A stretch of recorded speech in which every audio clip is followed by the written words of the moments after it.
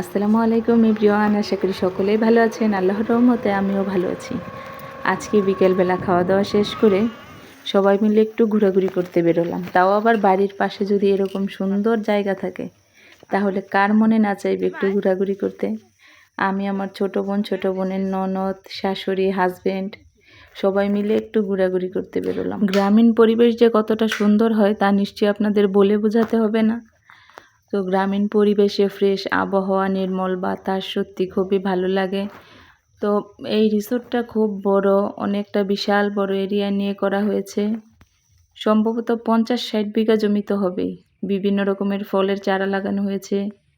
দেখুন আম গাছগুলোতে এখনও ছোট ছোট আম, মানে 12 মাসি আম চারা হয়তো এগুলো, এই কারণে ছোট ছোট আম গাছ। হাতের ডান পাশে ঠিক যতটুকু মাঠ রয়েছে বাম পাশে ঠিক ততটুকু জায়গা, অনেক বিশাল বড় এরিয়া।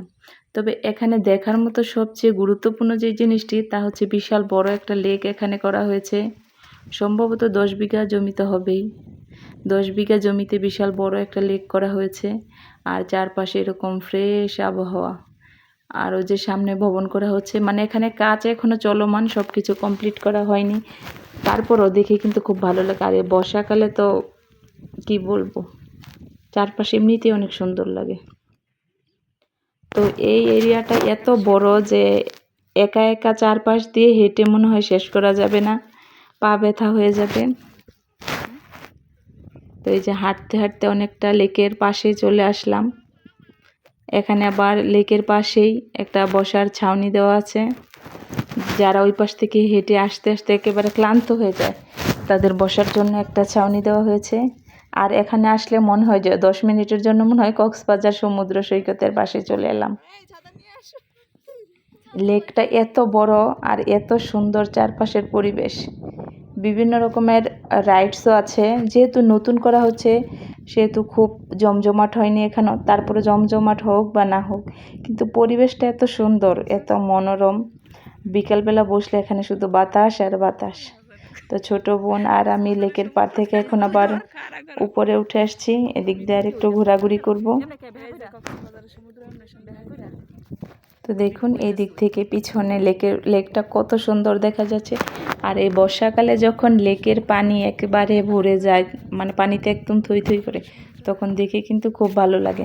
আমার মনে হচ্ছে যেন পানিতে নেমে একটু সাঁতরাই, কিন্তু আসলে সাঁতার জানি না। বাচ্চাদের জন্য বিভিন্ন খেলার রাইডস আছে। তো আজকে এখানে লোকজন একেবারে কম, বৃষ্টির দিন, এই কারণে এখানে খাবার জন্য কিন্তু ছোটোখাটো দোকান স্টলও আছে।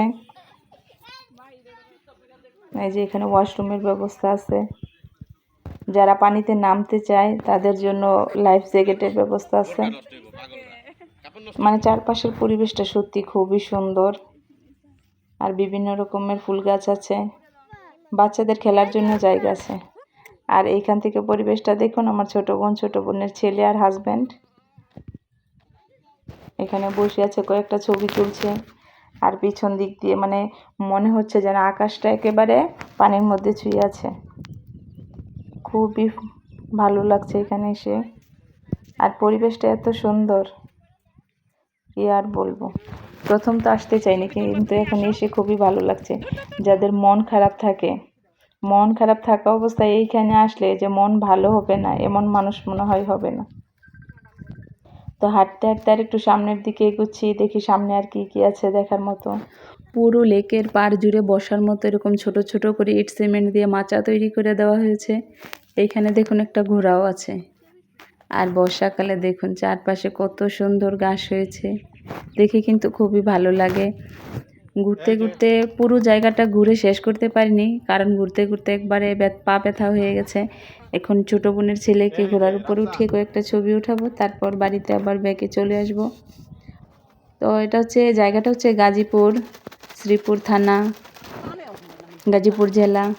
গ্রামের নাম হচ্ছে গজারতলি। জায়গাটা কিন্তু খুবই ভালো, যেহেতু এখনও চলমান আছে কাজ, এখনও এখানে অনেক কাজ বাকি আছে। পরবর্তী টাইমে আসলে হয়তো এখানকার পরিবেশ আরও অনেকটা সুন্দর হবে, ভালো। তো আজকের ভিডিও এই পর্যন্তই। সবাই ভালো থাকবেন, সবাই আমার পরিবারের জন্য দোয়া করবেন। সবাইকে অসংখ্য ধন্যবাদ, টাটা।